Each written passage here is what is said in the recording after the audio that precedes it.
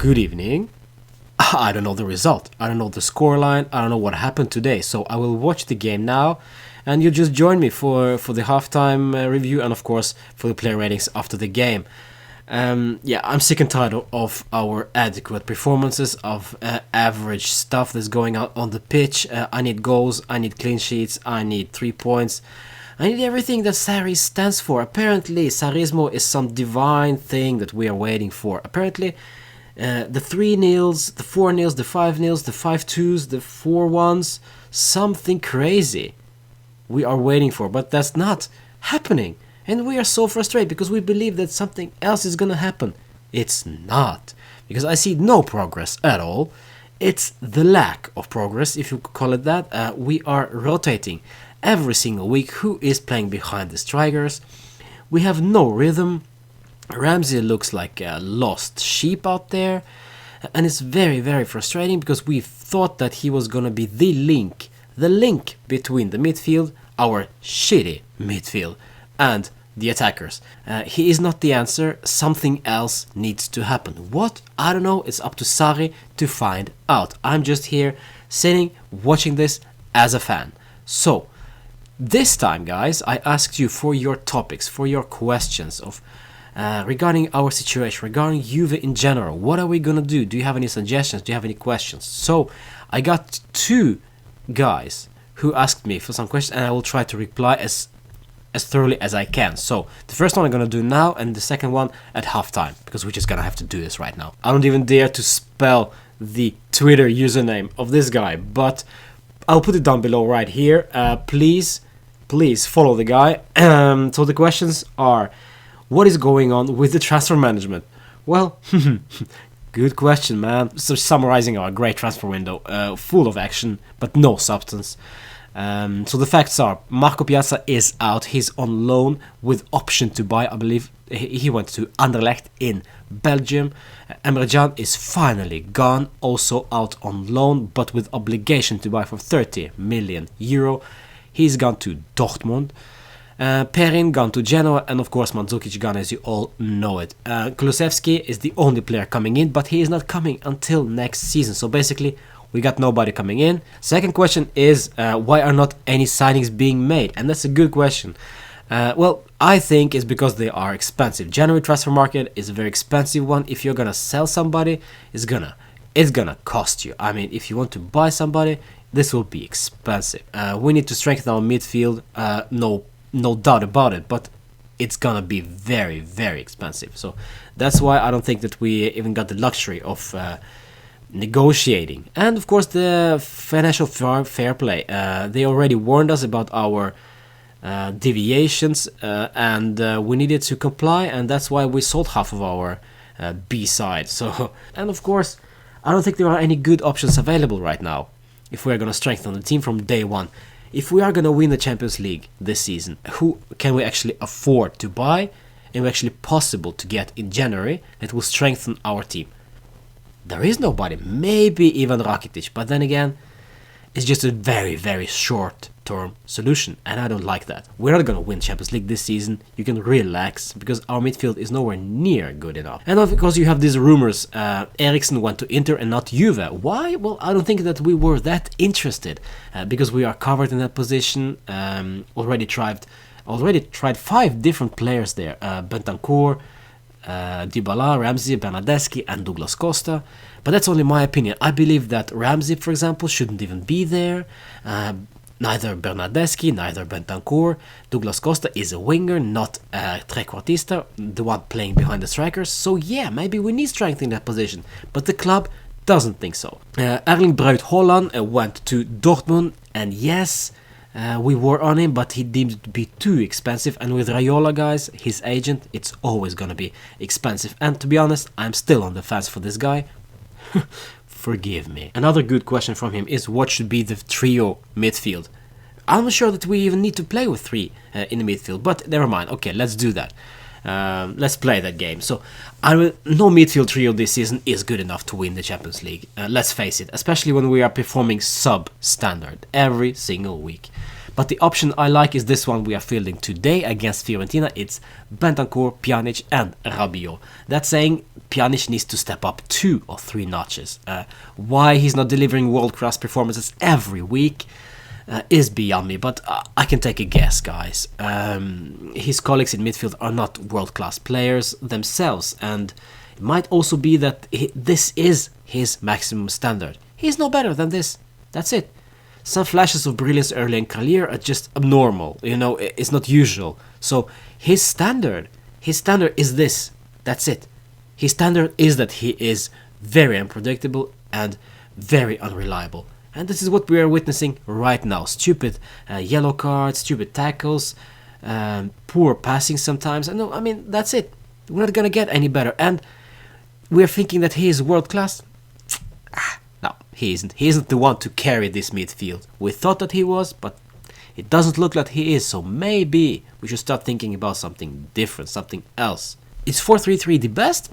I really don't know. We are playing with 4-3-1-2 and switching to 4-3-3 sometimes. But we need pure wingers and quality runners on the ball in the midfield. We don't have that. And Cristiano, unfortunately, will destroy every tactic by being who he is. No matter what we play, we will adjust our tactics to optimize him.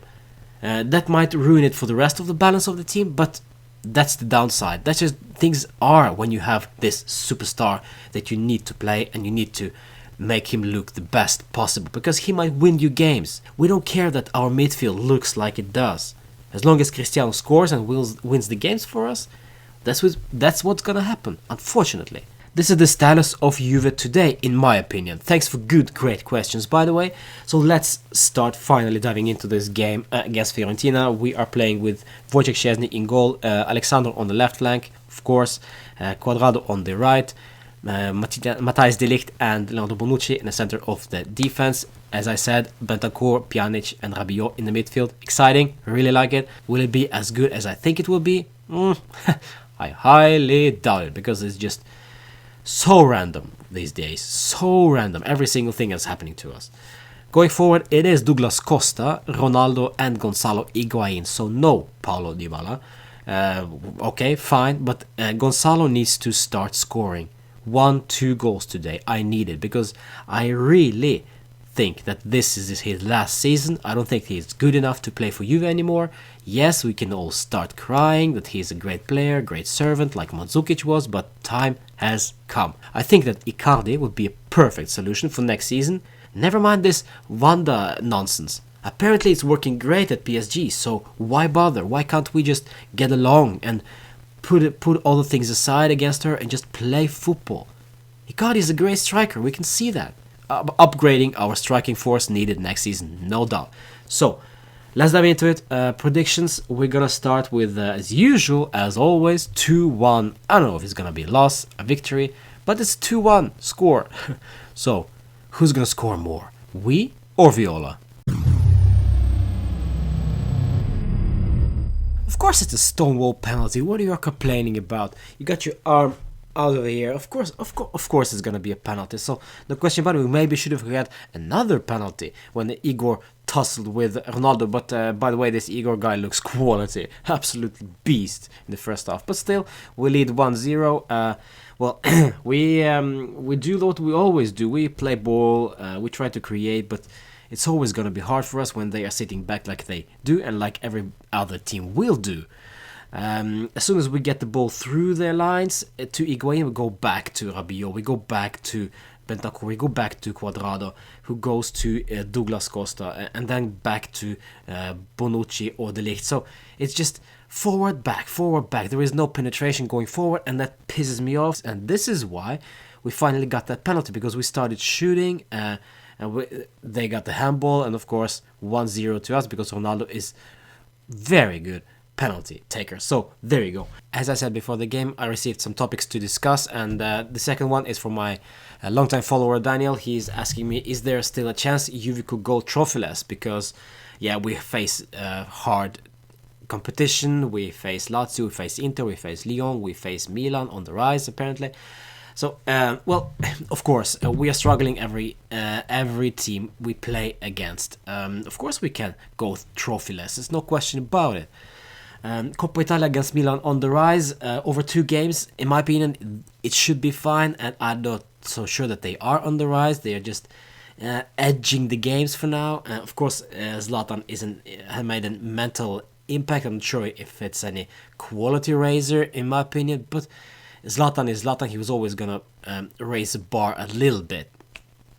As for Lyon, we're facing them in the Champions League. It's no easy task, of course, and Champions League is no easy task. However, Mr. Champions League is playing for our team, so he better wake up, but we cannot rely on him alone, of course. So our midfield needs to be shape sharp and 100% ready, because Lyon is a tough side to beat, like it will be against every single team in the Champions League. So yeah, if we're not careful, we might be on the exit there already. And of course, as I said, that every game is a struggle for us. No matter is it the Champions League, Serie A or Coppa, we are facing Cagliari, we are facing Fiorentina, we are facing Inter. Every single game will be a struggle. And in the 3-horse race with Lazio going non-stop, would probably struggle without Immobile if absent, and Inter, who might turn things around later this season. It'll be interesting, but right now we are 1-0 up, so it might be 6-point clear if Inter decide to lose tonight. It's always going to be interesting, but we are, as I said, our own worst enemy. Stupid losses like against Napoli is just unnecessary. So, and our players are saying that we will learn from this. But come on, guys, you already know what to do. So what do you do wrong that you need to learn from? That's my question. And as you saw today as well, we are lacking progress in ball possession and penetrating the opposition. No clear solution as far as I can see. The solution could be that we need a trequartista, but we don't have one. Maybe we should have gotten one, but time's up. We don't have anybody, so we better find a solution with the players we've got. Let's see what happens in the second half. Fiorentina will most probably push up further up the pitch, and they will give us spaces, but will it change everything? I'm not sure it will. So exciting. Nervous, yeah, but clean sheet so far, so yay! 2 penalties, and in my opinion, I think there's 2 penalties, stone cold penalties, no question about it. The second one maybe could have been discussed a bit more, but in the end, well-deserved victory. We get actually a clean sheet by the looks of it, and that's impressive because we tend to relax, we tend to concede some stupid goals, you know. So yeah, 3-0 final victory finally. So it's good. It's good with a clean sheet, and I like it very much. So upwards and onwards. Victory, it's so nice. I'm eating that. Let's go to the player ratings. Wojciech Szczesny, some sick save in the first half, I believe. But overall quiet, so 7.5 just for those saves. And Alexander will get an 8. I liked him very much today. Great game from Alexander. Easy, no fuss, and 100% focus. That's also nice to see. Bonucci will get 7.5. De Ligt scored, so he will get an 8. And Cuadrado, I don't know, 7. He's very active, guys. He's very active, but on the floor too much, and spends way much time on the ball. Like I've always been saying, the same thing all over and again. So it's just a 7 for him. Rabiot will get an 8. What a game. What a game. Better and better with every single game. And I like it. Soon it will be 8.5 even, because it's just no stopping this guy. Pjanic slightly better today than the previous games, so 7. Bentancur got that penalty for us. Vital. What a sick run was that. But overall, bit inconsistent, so just a 7.5. And then we go to Douglas Costa. There is well, not much to say really. Very rusty, very out of shape, needs to play in order to gain that confidence back. So it's just a 6.5 from me, unfortunately.